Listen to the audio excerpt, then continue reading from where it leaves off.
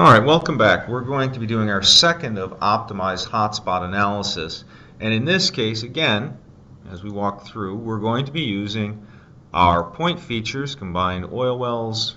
We are going to output this as a fishnet. So again, what I'm going to call this is hotspot. And in this case, really what it is quadrats. So that's what I'm going to call mine today. And our analysis field, remember, we don't have one. All points are being treated equally. Our incident aggregation method here is count incidents within each fishnet polygon. Now, the tool will optimize the number of quadrats within our study area.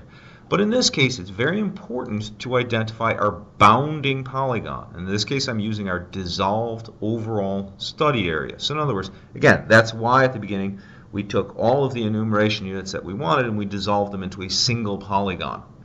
Okay, so that's what we've got here. Now, before I click and let this run, I do want to point out really what this means. What we are going to get out now from each of the fishnet cells is a level of significance, and we can in fact map the z-score.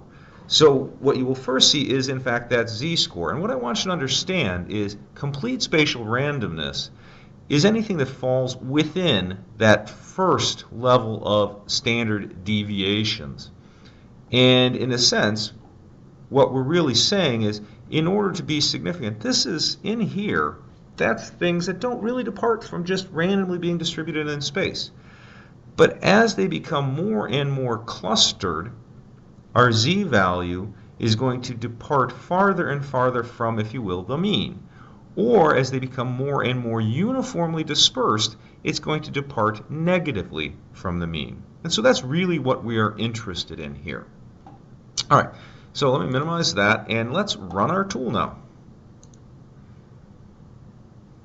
And again, as this runs, what I want you to think about a little bit is how we would understand these and why would it matter.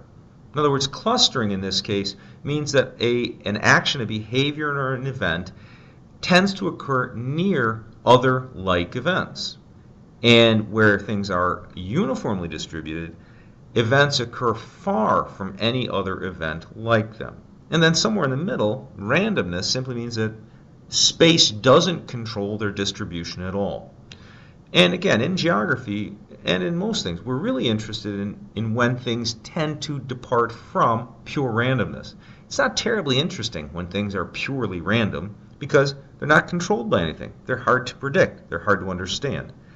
But when they tend to cluster or be dispersed, something either intrinsic to them or something underlying tends to be pushing them in those directions.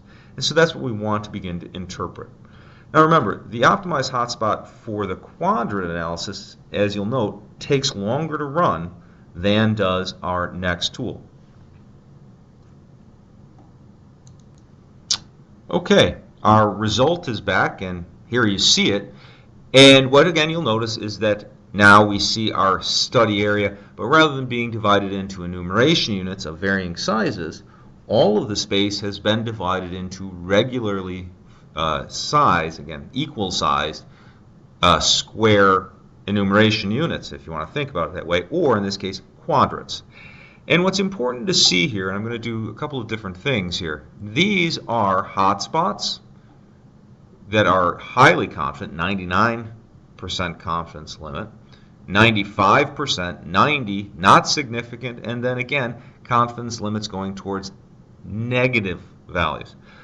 What I want you to think about, I'm going to put now the actual events onto here, and I want you to kind of look at the distribution. So I'm going to drag these up to the top. And what you will see, I hope, is that in these areas of non-significance, in other words, kind of that's completely spatial random, you have some points that are near each other, some points that are far away. In the areas of negative cold spots, if you will, we have them very dispersed.